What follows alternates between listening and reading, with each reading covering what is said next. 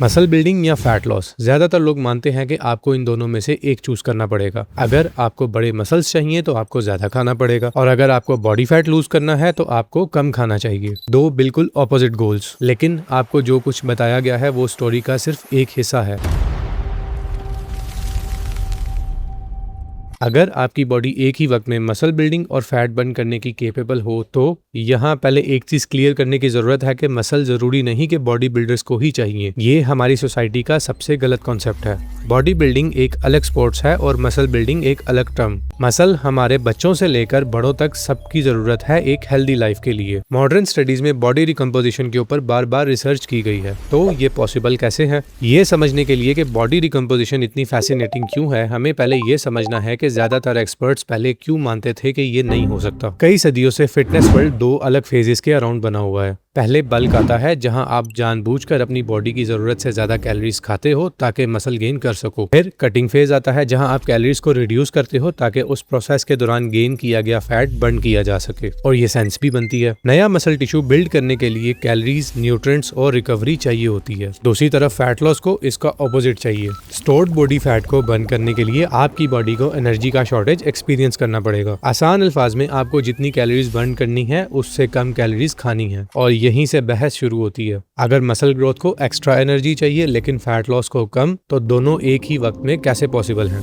ये बिल्कुल ऐसे है जैसे गैस और ब्रेक पैडल को एक साथ प्रेस करने की कोशिश की जाए। एक गोल आपकी बॉडी को ग्रोथ की तरफ पुश करता है, जबकि दूसरा उसे अपने एनर्जी रिजर्व को श्रिंक करने की तरफ पुश करता है। और यही वो पॉइंट है जिसकी वजह से लोग मानते हैं कि बॉडी रिकम्पोजिशन या तो इम्पॉसिबल है या सिर्फ अच्छे जेनेटिक्स और माल लेने वालों के लिए है। लेकिन यहाँ वो बात है जो ज्यादातर लोग इग्नोर कर देते हैं। मसल बिल्ड करने के लिए जरूरी नहीं कि जो खाना आप आज खा रहे हो एनर्जी उसी से आए। आपकी बॉडी के पास पहले ही स्टोर्ड एनर्जी का एक रिजर्व भी हो सकता है जो बिल्कुल सामने होते हुए भी छुपा हुआ है, और ये समझना कि आपकी बॉडी उस रिजर्व को कैसे इस्तेमाल कर सकती है पूरे बॉडी रिकम्पोजिशन प्रोसेस को अनलॉक करने की है। और यहीं पर साइंस इंटरेस्टिंग हो जाती है। अगर बॉडी रिकम्पोजिशन पॉसिबल है तो फिर एनर्जी का कोई ऐसा हिडन सोर्स जरूर होना चाहिए जो आप कम कैलोरीज खाने के बावजूद भी मसल ग्रोथ को चालू रहने दे। और जवाब वो चीज है जो आप हर दिन पहले से अपने साथ लेकर घूम रहे हो, बॉडी फैट। ज्यादातर लोग बॉडी फैट को सिर्फ एक्स्ट्रा वेट समझते हैं जिसे वो लूज करना चाहते हैं, लेकिन बायोलॉजिकली बॉडी फैट एक स्टोर्ड एनर्जी है। अगर एक कैलोरी डेफिसिट के दौरान आपकी बॉडी स्टोर्ड फैट से एनर्जी निकाल सकती है तो वो एनर्जी नया मसल टिश्यू भी तो बिल्ड कर सकती है। पूरी तरह फूड पर रिलाय करने की बजाय आपकी बॉडी अपने खुद के रिजर्व से एनर्जी भी तो ले सकती है, लेकिन आपकी बॉडी ये ऑटोमेटिकली नहीं करेगी। उसे मसल प्रिजर्व और बिल्ड करने की वजह चाहिए होती है। अगर वो सिग्नल मौजूद ना हो तो आपकी बॉडी सीधा फैट और मसल्स दोनों को एक साथ बर्न कर सकती है।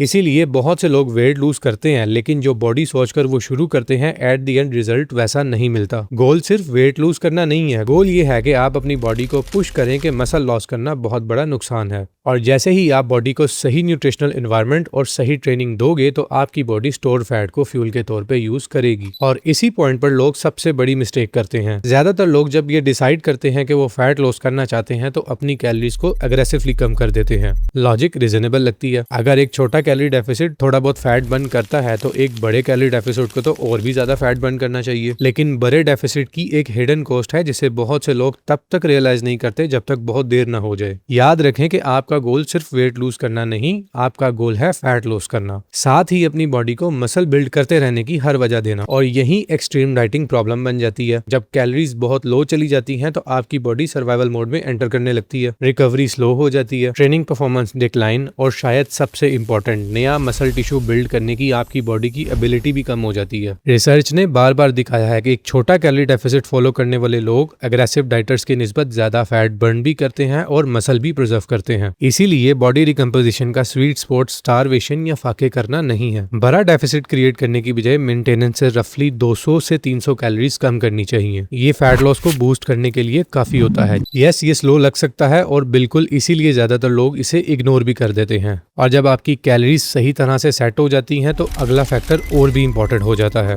एक परफेक्ट कैलोरी टारगेट भी आपको नहीं बचा सकता अगर आप उस न्यूट्रिएंट को सही अमाउंट में नहीं खा रहे जिस पर आपके मसल सबसे ज्यादा डिपेंड करते हैं, प्रोटीन। मसल्स बॉडी में हर वक्त ब्रेक डाउन और रीबिल्ड होते रहते हैं। हर वर्कआउट छोटे अमाउंट्स में डैमेज क्रिएट करता है जिससे आपकी बॉडी को रिपेयर करना होता है। इस रिपेयर प्रोसेस के बिल्डिंग ब्लॉक्स प्रोटीन से आते हैं। इनफ प्रोटीन के बगैर आपकी बॉडी मसल ग्रोथ को मैक्सिमाइज नहीं कर सकती, चाहे आप कितनी भी हार्ड ट्रेनिंग कर लो। जब आप कम फूड खा रहे होते हो तो आपकी बॉडी इस बात में ज्यादा सेलेक्टिव हो जाती है कि वो अपने रिसोर्सेज कहाँ से लेगी, और मसल प्रोटीन सिंथेसिस यानी नया मसल टिश्यू बिल्ड होने का प्रोसेस नेचुरली डिक्रीज हो जाता है। उसी वक्त मसल लॉस का रिस्क भी बढ़ जाता है। ज्यादातर लोगों के लिए एक प्रैक्टिकल टारगेट हर दिन रफली 0.8 से 1 ग्राम प्रोटीन पर पाउंड ऑफ बॉडी वेट है। लेकिन परफेक्ट न्यूट्रिशन की भी लिमिटेशंस हैं, क्योंकि आपकी बॉडी मसल सिर्फ तब बिल्ड करेगी जब उसे लगेगा कि मसल जरूरी है, और वो मैसेज भेजने का सिर्फ एक तरीका स्ट्रेंथ ट्रेनिंग है। अब उस सिग्नल की बात करते हैं जो आपकी बॉडी को बताता है कि मसल को रखना वर्थ इट है या नहीं। आपकी बॉडी को इस बात से फर्क नहीं पड़ता कि आपको मसल्स कितनी शिद्दत से चाहिए,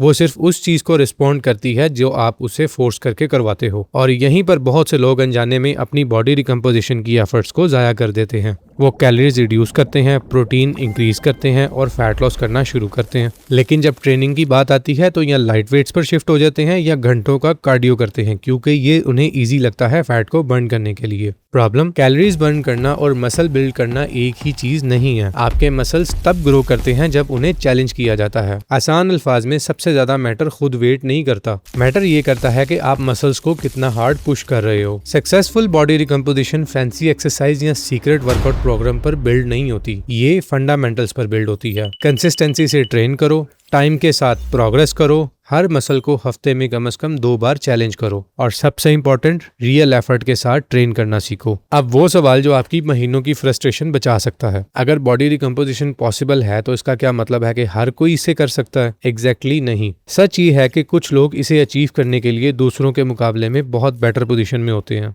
और ये समझना कि आप कहाँ फॉल करते हैं आपका बहुत सारा टाइम बचा सकता है। पहला ग्रुप है बिगिनर्स का। ये वो ग्रुप है जिसके बारे में सब बात करते हैं, क्योंकि इनकी बॉडीज ट्रेनिंग को फौरन रिस्पॉन्ड करती हैं। किसी ऐसे इंसान के लिए जिसने पहले कभी स्ट्रक्चर वर्कआउट प्रोग्राम फॉलो ना किया हो, ऑलमोस्ट कोई भी अच्छा प्लान काम करेगा। दूसरा ग्रुप उन लोगों का है जो ट्रेनिंग से कुछ टाइम ऑफ रहने के बाद वापस आते हैं। यहाँ इंटरेस्टिंग बात यह है कि एक मसल बिल्ड होने में जितना टाइम लेता है उससे भी कम टाइम में वापस आ सकता है, जिसे नॉर्मली मसल मेमोरी कहा जाता है। और ये बेनिफिट है उन रिटर्निंग बिगिनर्स के लिए जो फैट बर्न करते हुए बहुत तेजी से मसल रीगेन कर सकते हैं। लेकिन तीसरा ग्रुप शायद सबसे ज्यादा इग्नोर्ड है। ये वो लोग हैं जो सालों से ट्रेनिंग तो कर रहे हैं लेकिन कभी भी अपनी अप्रोच को फुली ऑप्टिमाइज कर ही नहीं सके। शायद वो इनकंसिस्टेंट रहे हो, या उन्होंने कभी अपनी न्यूट्रिशन ट्रैक ही ना की हो, या उन्होंने हार्ड ट्रेनिंग तो की है लेकिन प्रोग्रेसिव ओवरलोड को अप्लाई करने में फेल हो गए। और जब ये मिसिंग पीसेस करेक्ट कर दिए जाएं तो बॉडी रिकम्पोजिशन बहुत तेजी से हो सकती है। याद रखें कि बॉडी फैट एक स्टोर्ड एनर्जी की तरह एक्ट करता है। जैसे जैसे फैट लेवल्स ड्रॉप होते हैं, अवेलेबल स्टोर्ड एनर्जी की अमाउंट भी डिक्रीज होती है। उसी वक्त आपकी बॉडी जो थोड़ा सा फैट बाकी रह जाता है उसे छोड़ने के लिए रेजिस्टेंट भी हो सकती है, और ये आखिरी डिपॉजिट आपके लोअर चेस्ट, लोअर बेली, मिड बैक और थाइस के करीब हो सकते हैं। बहुत से केसेस में रफली मर्दों के लिए 15% बॉडी फैट से ज्यादा और औरतों के लिए 22% या उससे ज्यादा। ये वो पॉइंट है जहां आप स्टक हो सकते हो, क्योंकि इससे पहले आपकी बॉडी के पास एनर्जी बहुत ज्यादा थी। तो अब सबसे इंपॉर्टेंट पॉइंट, लोग अज्यूम करते हैं कि कुछ नहीं हो रहा क्योंकि स्केल पर नंबर चेंज ही नहीं हो रहा, लेकिन बॉडी रिकम्पोजिशन सक्सेस को मेजर करने का डिफरेंट तरीका डिमांड करती है। सिर्फ बॉडी वेट पर फोकस करने की बजाय progress photos, waist measurement, gym performance और टाइम के साथ साथ आपके कपड़े कैसे फिटिंग में आते हैं, इन सब चीजों पर ध्यान दो। ये चीजें अक्सर स्केल से बहुत पहले प्रोग्रेस दिखा देती हैं। और अगर इस एनवायरनमेंट को मजीद बूस्ट करना चाहते हो अपने हार्मोन्स को ऑप्टिमाइज करके, तो इस वीडियो में आ जाओ, मैं आपसे यही मिलता हूँ।